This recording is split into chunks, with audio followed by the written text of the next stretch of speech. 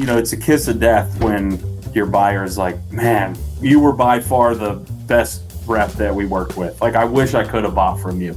Like, I didn't get to a depth of understanding and help them achieve a depth of understanding about their problem and the impacts, because I was kind of defaulting to that need for approval. The longest distance on a golf course is the 8 inches between your ears. And it's exactly the same in sales, right? We get in our own way because sales is hard. It's really hard because we lose more than we win typically. And the only place where you get paid better is baseball, right? If you hit it 3 times out of 10, you're going to be making tens of millions of dollars every year. And in sales, that's not necessarily guaranteed with a 30% conversion rate. I fell backwards into sales, right? As I didn't know what the hell I was going to do. And somebody said, why don't you go try sales? I'm like, okay. How hard could that be? And I was wildly wrong. It was really hard.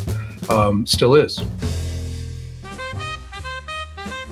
Hey everybody, Walter Crosby with Helix Sales Development, your host of Sales and Cigars, where the only smoke we blow is the cigar smoke.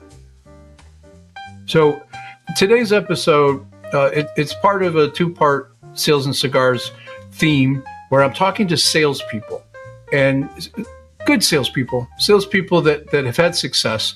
And I'm trying to get inside their head. I'm trying to get ideas out of them that's going to help salespeople that are listening to this podcast and business owners that are listening to this podcast, that maybe they learn something about their team. Maybe they see something from the 2 guys that I'm going to be talking to. My first guy is Nick Massaro from Membrane. Nick's a great sales guy. I've known Nick for several years. It's a great product that he sells. But we go back and talk about how he got into sales and what drew him in, and how he got a little bit of help at the beginning, but how he persevered with the desire and the commitment, and where his mindset shifts needed to be to keep growing. And he's still growing, right? He's one of those guys that's competitive, that wants to get better. He's always looking at things. He's taking advantage of things. So go grab a cocktail, grab a cigar, strap in for another exciting episode of Sales and Cigars. Thanks.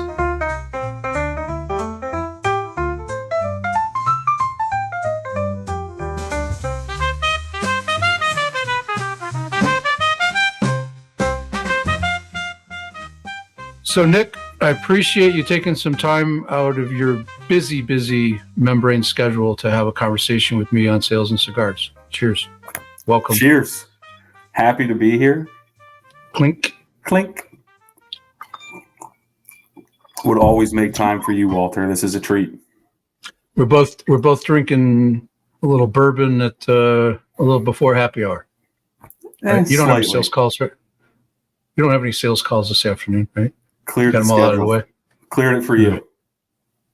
The only disappointment is I can't have a cigar indoors where I'm recording. Well, you got to have every man's got to know his limitations. And, that's right. You've got little people or a little person, and then another person making another little person. So you really should be cognizant of cigar smoke in your home. Correct. We just got our basement finished to make more room for little person number 2 coming this March. And, they painted, obviously. And my wife came home for lunch and was like, I can't be in here with the paint fumes. So I can't imagine that cigar smoke next to the baby's room would be a good choice. Yeah, for me. I think I tried for a very long time to figure out a way to build a cigar room in my house where my wife lived, right, with me. And I tried all different kinds of angles, had designs done, and it was always a no-go because she, I don't want to smell it. And I don't disagree with her, right? I don't like that stale cigar smoke in the home on a regular. So I have a 30-foot by 40-foot pole barn on my property, and I was out shivering my ass off one January with a friend smoking cigars, and she came out to get something, and she's like, why don't you just build a cigar room out here? And I'm like, that's a great idea. Thank you. And then when I started building it, she's like, why don't you make it bigger? I'm like, good idea. Yes. And then she went, why don't you make the roof, but why don't you make the ceiling higher? I'm like, good idea, right?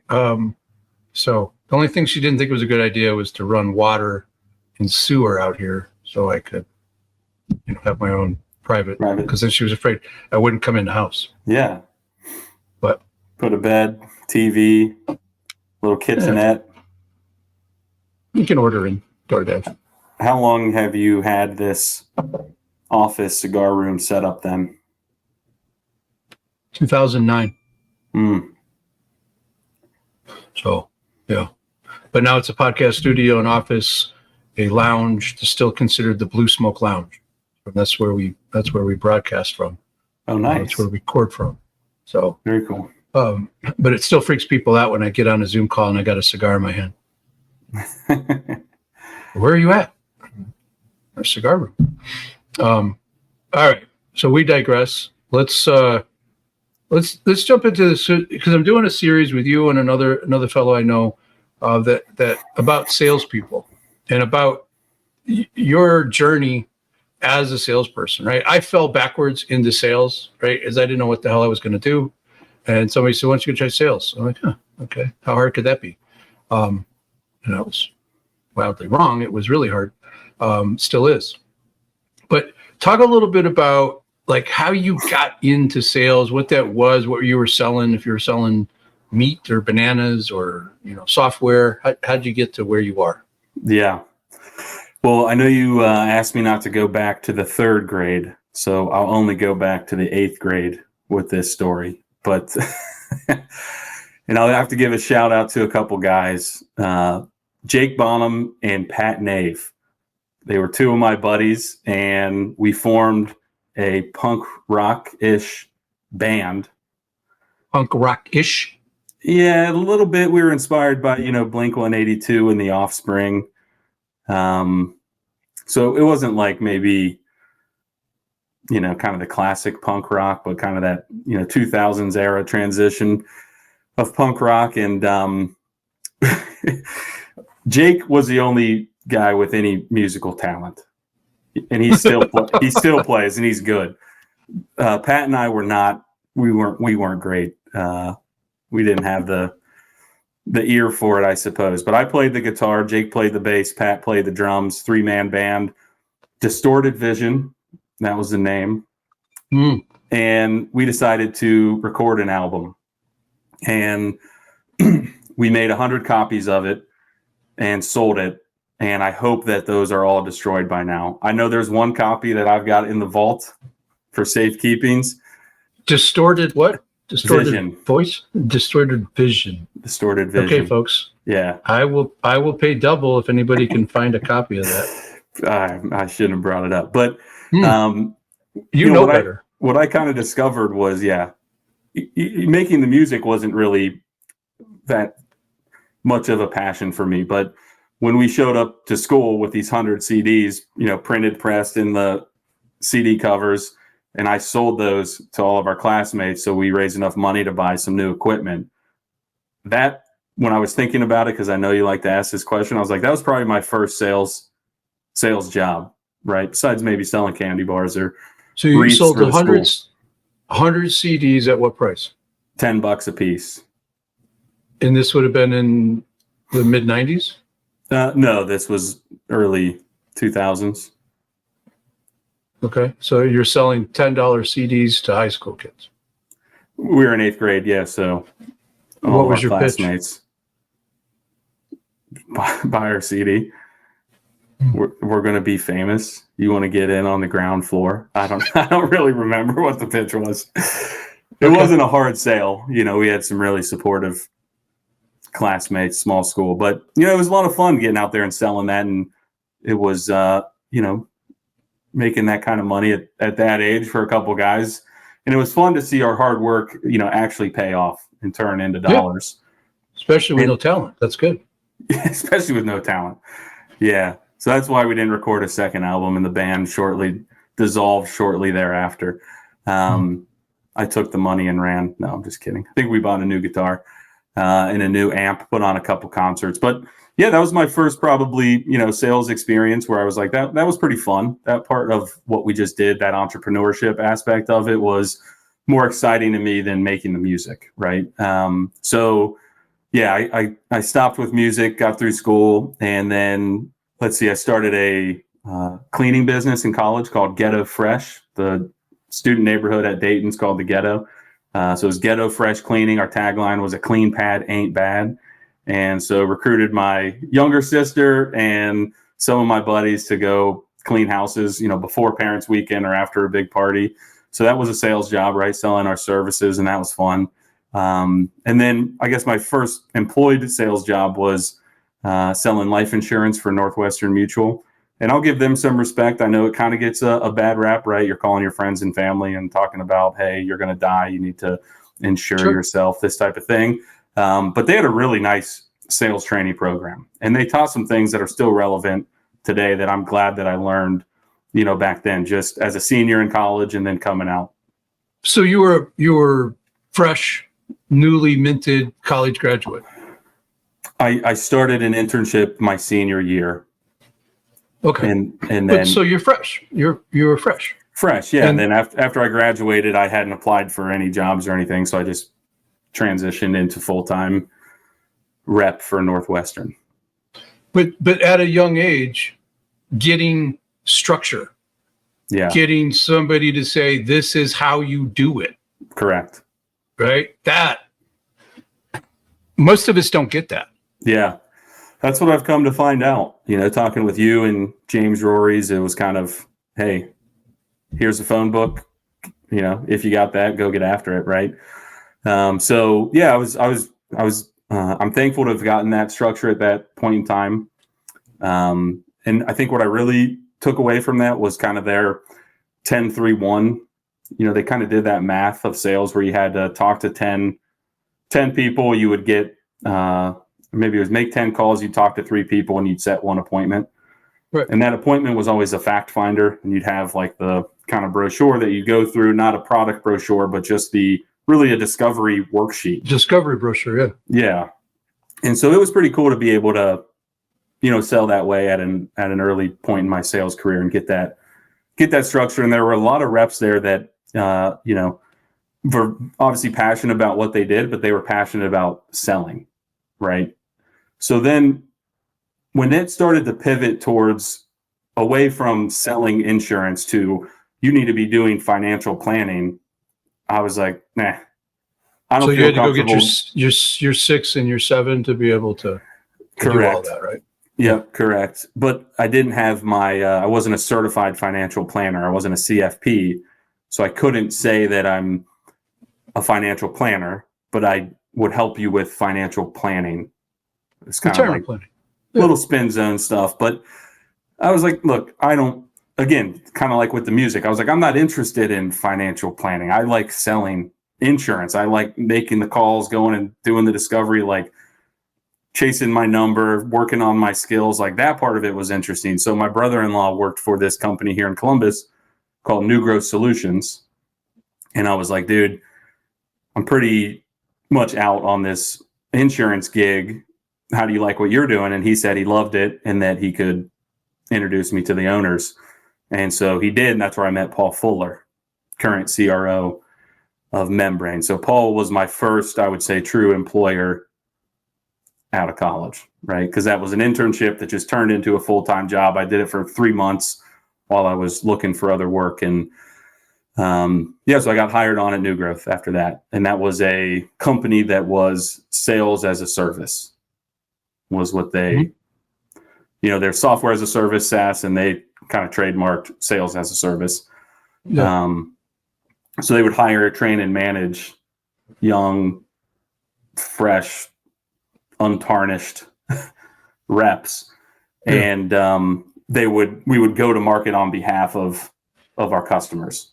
So we would have a firm in town that wanted to increase their go-to-market efforts, and instead of hiring and retaining and training their own salespeople, they would hire New Growth, and we would go to market on their behalf. So a lot of calls. Yeah. My first engagement was a company that was an e-learning software, and then I transitioned onto one of the in-house companies. It was one of their engagements. They ended up buying it. It was a insurance software company.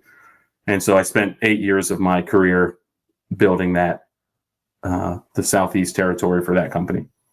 So, and it's a great story because it kind of tells, other salespeople that are listening, other sales leaders that's in the audience. We didn't have that structure, right? And I think it speaks to why you're, a really good salesperson, because you had a foundation early, but you also embraced it, right? Yeah. From conversations we've had otherwise, and what you were saying just now, you embrace this idea of having some structure, having a process, right? And then you're still going to be authentic and do who you are, but you just love the game. But you had some structure to work off of, the 10-3-1 or whatever the methodology was that Northwestern was teaching at the time. Yeah. And a lot of us didn't have my training. My first big boy job was in New York in a commercial real estate place. And they were like, there's a desk, go grab that chair, and we'll get you a phone later, but you should be out canvassing a building. Like, oh, okay, cool. Like, what does that mean? Right. So, the reverse directory instead of a phone book, right? And you just kind of create your own thing. So I had no idea what I was doing, and I had nobody really helping me. It wasn't until 12 years later, where I invested in myself and getting some training, that I started, oh shit, there's a way to do this, and there's a way to do it well, and there's a methodology behind it. So as you transition into the meat of your career, and you're growing, what was, because we talked a little bit about before we started recording about mindset, right? So what was the thing, as you think about that time, from a mindset perspective? Skills you were learning, skills you were developing, but what goes on between your ears, right? That mindset. Did you notice anything that you were struggling with, that you needed maybe Paul's help to get through, or another sales manager to help you through some of those? The longest distance on a golf course is the 8 inches between your ears. And it's exactly the same in sales, right? We get in our own way. Yeah. So I'm kind of like looking, was there something that you noticed as you're early in your career that you would get in your own way? Yeah, I'm glad you asked. So I had structure with Northwestern, and then with New Growth, got to give them tons of credit, because it was all about structure, right? They had the New Growth sales methodology, and we were spinning up Salesforce instances for all of our customers. And that's where I really kind of fell in love with how to, really use a CRM to your advantage, right? But I would say both of those, again, where I spent most of my career, I've been at Membrane for 3 years now, had a couple stops in between, but I was really into the opening of a sales opportunity. I loved the thrill of the hunt, to go have a new conversation, identify a problem, and then get them into the pipeline. And looking back, I think we did have, some type of a process after it became a qualified opportunity, but I was really obsessed with more so the get them into the pipeline. And so would things get stuck in your pipeline because you didn't want to go to have that additional conversation? It wasn't I didn't want to go have it. The middle part between opening and closing, I was just like, all right, but I didn't really like that part. It was like, closing a deal was fun because you got paid. Opening the deal was the most fun part, but all the stuff in between, I didn't like as much. So then when I got to Membrane, I started working with guys like you, James Rory's, learning about baseline selling, working with Nate Tudis, and really starting to understand, hey, how do you think differently between opening and closing, right? That was the biggest mindset shift that I had to make was, I thought I was good at sales, and I was, but then when I learned, like, oh my gosh, there's so much I don't know about this whole kind of in between qualifying, quantifying, getting speed on base, identifying multiple stakeholders, having the process in place and the structure in place to consistently communicate and pull all those people together. And I think there's a shift going on. I'll give you some credit reading this, selling with your buyers. There's even a transformation going on now that I'm having a big mindset shift around. You mean like walking together with them instead of pulling them or leading them? You're discovering this together with your own experiences. Correct. And I'll give credit to our mutual friend James Rory's. The buyer has control, but you can have the lead, right? You can help lead. You should be leading, getting them thinking differently. Like a lot of stuff you can do to lead that purchase or that buying cycle, but the buyers have control. They do. They've seized it, like you've said. They've grabbed onto it, and they're not going to give it back. And they don't want to be forced through some kind of generic sales process. So learning how to navigate that with what I value most is authenticity, like being authentic. And that's been a mindset shift too. I like having my hair done nice and good clothes and showing up being all like, whatever. But I've sold with people that were sloppy, dirty, crusty offices with crumbs all over the place, and they kicked my butt. They outsold me because they would show up and they didn't have that need for approval, and they would ask questions and kind of that was the biggest mindset shift. Like, don't show up and be a good little boy that's going to get let your buyer lead you wherever, right? You've got to take the lead, knowing that they have control, and you've got to ask them questions that are going to get their mind open differently about the problem that needs solved and why it needs solved now and this type of stuff. So, yeah, we call it the buyer's first kind of journey that we take Correct. them on. And are they in control? Sure. Okay. Because you need them to ultimately make a decision to buy. But along that way, if we're not challenging their thinking or poking at things and looking under rocks to help them see that there might be something more to that they're missing. There might be a blind spot. There might be something that they hadn't thought about. And if we do that in an authentic way that's literally trying to help them, right? We're not using it to be manipulative, or not using it to poke them in the eye, but we're like, hey, have you thought about this? And they're like, oh, no. Oh, okay. Well, you want to talk about that? And then you dive into that. You've helped them see something for themselves. They get credit. Who cares? Yeah. You're trying to move this along, but more importantly, you're trying to move it along for the right reasons. And if it's not going to move along, then let's just call it and be done. Right? Yep. So those are two really good pivots for your professional career. And you mentioned the need for approval, right?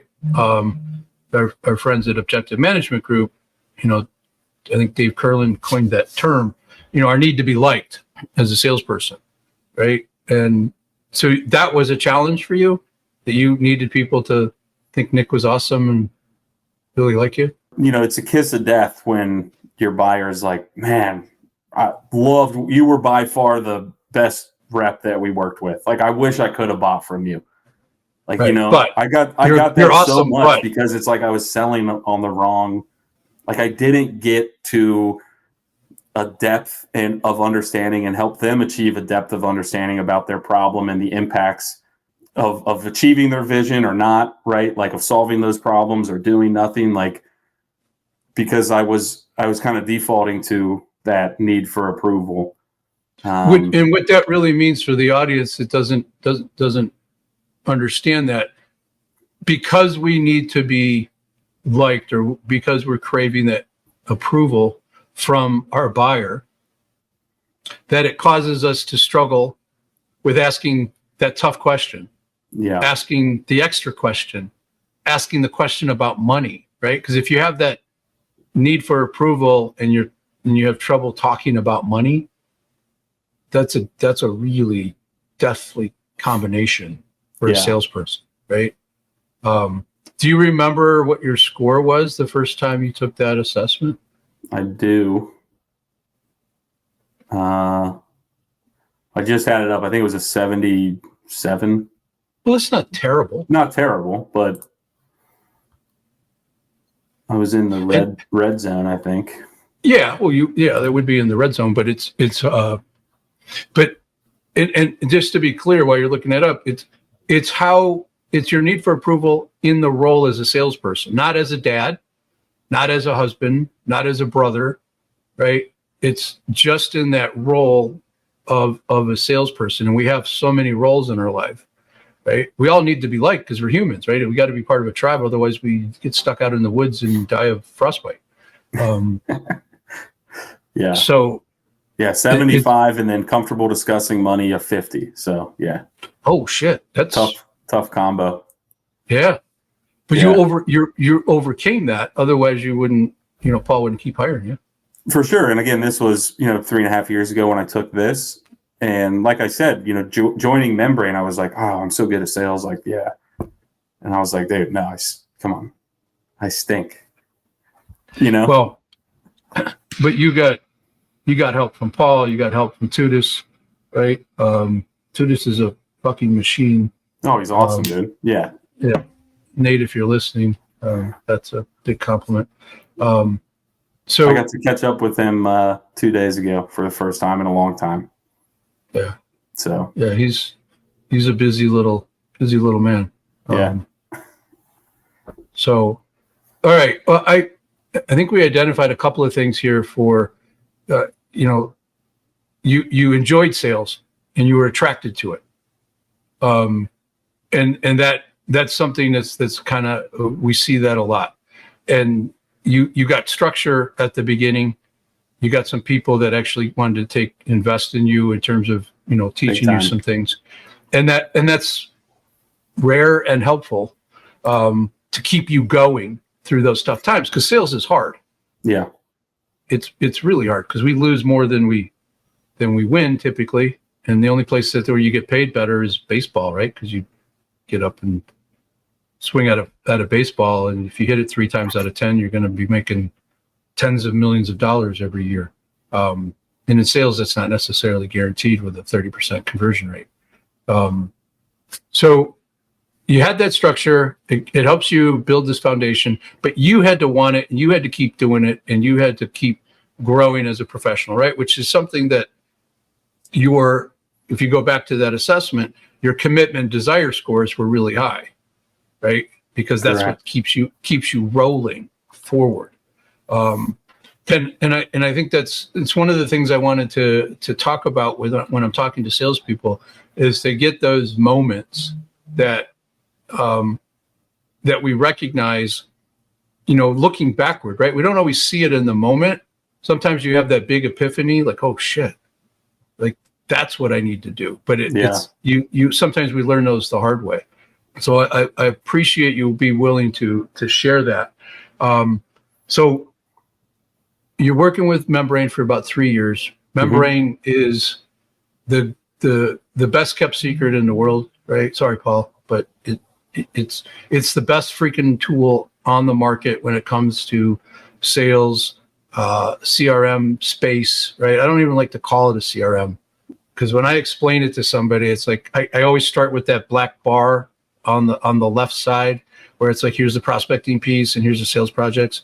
And look, by the way, we have a CRM here, but we never touch that one, right? Because it's just happening in the background, because we're doing the things, we're doing the activities that we want to do as a salesperson, right? Like if we're going to be prospecting, we put on our prospecting hat and go to the prospecting module and start prospecting. And if we're managing our pipeline, that middle part that, you didn't like, right? That's where you hang your hat in the sales projects, right? And if you got account management, then you're doing the account management module, right? We never really go into the CRM, because you can record the data and the intelligence that's meaningful to you, the automation, the ability to send out emails and document phone calls is amazing.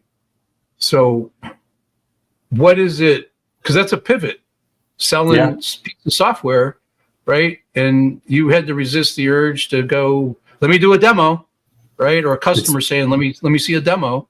Especially with Membrane that I get to use every day and know it really well and can tell anyone who wants to nerd out about it, about why these features and capabilities are so great.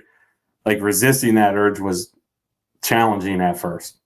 I was like, what do you mean? Look at this. You'll buy it. Are you kidding me?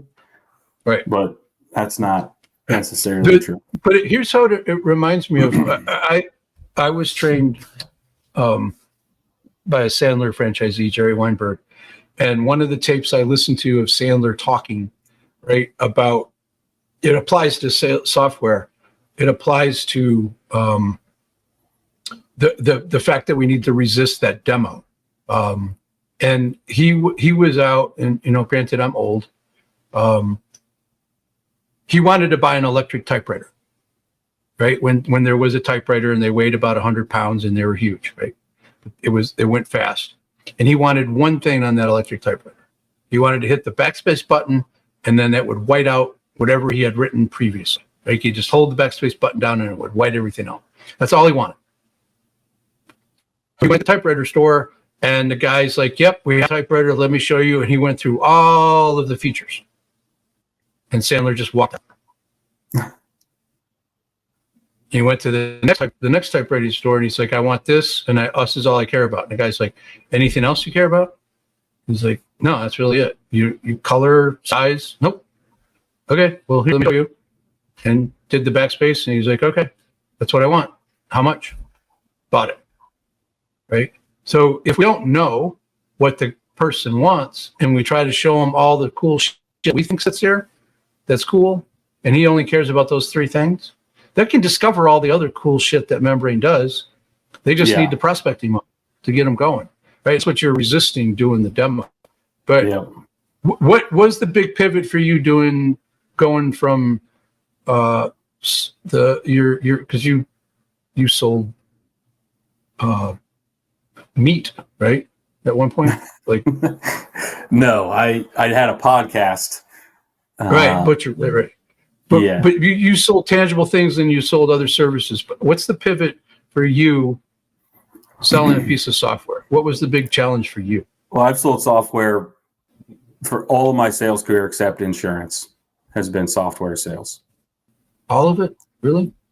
Yeah, I sold insurance management software, restaurant digital sales and marketing software, and then Membrane. But I'm going to call you out here. You're not really selling software. Correct. You're selling the outcomes that they get, the feelings 100%. That they get, right? Yep. And that's been the biggest pivot with Membrane. So I think I can answer your question. When I was selling the insurance software, not the life insurance, but right after that, I was selling software to insurance agents, and we would hire interns every summer to call. First off, it's a much smaller pool. There's about 40,000 independent insurance agents in the U.S.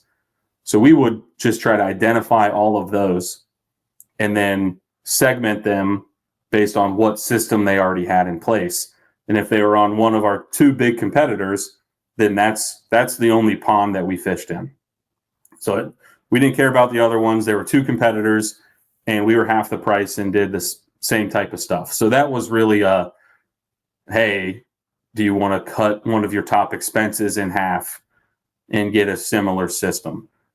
So in a lot of ways, that was much easier than what we're doing at Membrane, which is, well, our target market is bigger, right?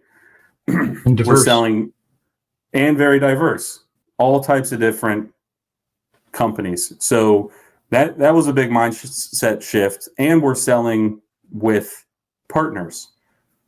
It's harder for me to do what I used to love to do, which was just pick up the phone and cold call.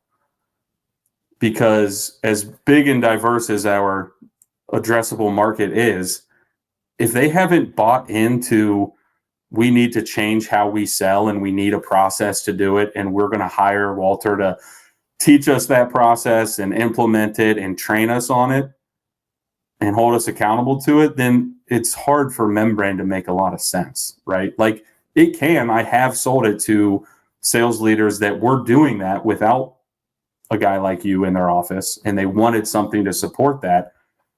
But I can't, it's really hard for me just to call anyone and say, hey, do you want to see, because it's not a CRM. Like you said, it's not, we're not trading apples to apples CRMs. It's like, right. Yeah. It's a unique thing. So if somebody's interested in Membrane and they want to talk to Nick because you're cool and everybody loves you and you're, a great guy. Need for approval, baby. Pour it on me. Yeah. What's the best way for them to find Nick? Yeah. Look me up on LinkedIn is the best way. I'm not on any other socials, but LinkedIn. You're not on TikTok, or you're not making silly little dance videos? I wasn't getting enough approval on the social media, so I had to turn them off. Had to let it go. Okay. Yeah. So we'll have that in the show notes. If you're interested in Membrane, I think I'm happy to talk to you. Nick is an expert. It's a great freaking tool. It's a great company, great people. Even the Vikings, they're great people over there in Sweden. So question, Nick, and I know the answer to this, but what's your relationship with cigars? Because you can't smoke them in your house because of all the females in your home. Yeah. So I think I started smoking cigars with you. That's the answer. So it was at the Sales and Cigars. Yeah. Porter's stole my name. Yeah. Sales and Cigars networking event here in Columbus. That's where you and I met for the first time. And that's where we'll hopefully see each other again next week for a cigar. But I don't smoke them. I'm not an every day, not an every week smoker, but golf course? You smoke on a golf course? I don't. No? I think they're too hard I'm putting them down and picking them up too much. You don't like bending over? Because you got to pick up the ball every once in a while. I know. It's just I'll light one, and then after 2 holes, I don't know where it is. So I prefer to sit down, and really get to enjoy it. I'm hitting way too many shots on a golf course to enjoy a cigar. So to me, it's a distraction from all the shitty shots on a golf course. But I mean, that's the kind of cigar that we all really enjoy, right? That's why we go to Porter's, event is to hang with your friends, right? And like when I came down there, I didn't really know anybody. I think I knew Paul, really? And I didn't really know Ed. But I've gotten to know like so many guys. Brent, come on. Brent Long is one of the best human beings on the planet. Yeah. Salt of the earth. And that's a little Easter egg if you know his stuff. Yeah. Salty. And it's really, I'm a University of Michigan guy. There's a bunch of Ohio State guys down there, but we got the cigar thing, and we got the sales thing in common, and that bonds everybody. So I love it. I love that social cigar, and I'd say my favorite is a contemplative cigar. Doing some deep thinking, maybe some journaling, having a bourbon under the stars, out on the deck cigar. There you go. Maybe doing some planning for the upcoming year or the upcoming baby, the life that's changing. That's my favorite type of cigar. How's planning for an upcoming baby? There's not you're just going to deal with it. What do you plan?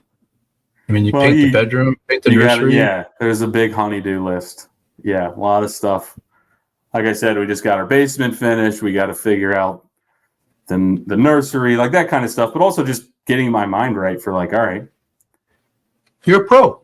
Two years in with Bella, how have I changed? How have I adjusted?